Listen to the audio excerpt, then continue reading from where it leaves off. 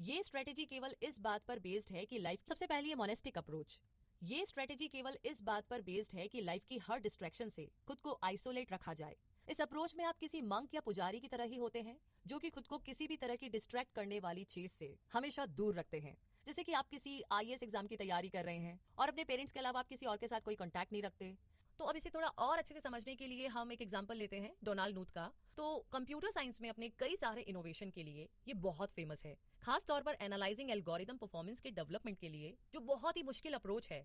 तो जब आप स्टैनफोर्ड में उनकी वेबसाइट चेक करेंगे तो वहां पर आपको उनका कोई ईमेल एड्रेस नहीं मिलेगा। हाँ, एक नोट जरूर होगा जिसमें लिखा है 1 जनवरी 1990 से मैं काफी खुश हूँ जब से मेरा कोई ईमेल एड्रेस नहीं है। 1975 यानी कि 1975 तक मैं ईमेल यूज करता था और मुझे लगता था कि लाइफ के 15 साल बहुत होते हैं ईमेल यूज करने के लिए।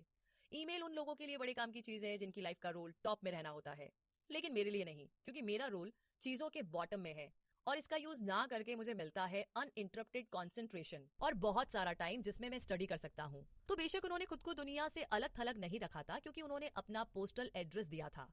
उनका कहना था कि उनका असिस्टेंट लेटर्स को छाट कर रखता है और जो इंपॉर्टेंट लेटर्स होते हैं वो उनका रिप्लाई देते हैं। मोनेस्टिक फिलोसफी की प्रैक्टिस करने वालों का एक वेल डिफाइंड और हाईली वैल्यूड प्रोफेशनल गोल होता है जिसे वो पूरी तरह से फॉलो करते हैं, और उनकी प्रोफेशनल सक्सेस का ज्यादातर क्रेडिट इसी एक चीज को बहुत बढ़िया ढंग से फॉलो करने को जाता है। तो इसी के साथ अब आगे जानते हैं दूसरी स्ट्रेटेजी के बारे में, जो है बाय मॉडल अप्रोच। जी हाँ, ये स्ट्रेटेजी उनके लिए है जो कि खुद को पूरी तरीके से दुनिया से अलग नहीं रख सकते।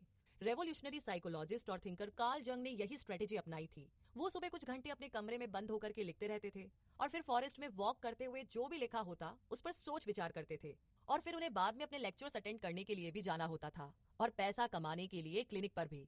तो इस फिलॉसफी के हिसाब से आपको अपना टाइम डिवाइड करना है, जिसमें से कुछ टाइम स्लॉट सिर्फ उन कामों को देना है जो आपके लिए सबसे ज्यादा इंपॉर्टेंट है, और बाकी टाइम आप अपने दूसरे कामों को दीजिए। अपने डीप टाइम में बाय मॉडल वर्कर मोनेस्टिकली काम करता है। वो अपना सेलफोन ऑफ करके हर चीज से दूर रहेंगे। जैसे कि आप अपने रूम में 2 घंटे के लिए पढ़ने चले गए और आपका फोन भी बंद है, जिससे कि आपको कोई डिस्ट्रैक्शन नहीं होगी, और फिर आप रूम में बाहर आकर के 1 घंटे के लिए फिर से नॉर्मल लाइफ जी रहे हैं। तो ये बाय मॉडल फिलोसफी इस बात पे बिलीव करती है कि डीप वर्क से एक्सट्रीम प्रोडक्टिविटी लाई जा सकती है, लेकिन तभी जब इसे करने वाला मैक्सिमम कंसंट्रेशन से काम करे, एक ऐसा स्टेट जहां पर रियल में ब्रेक थ्रू होता है।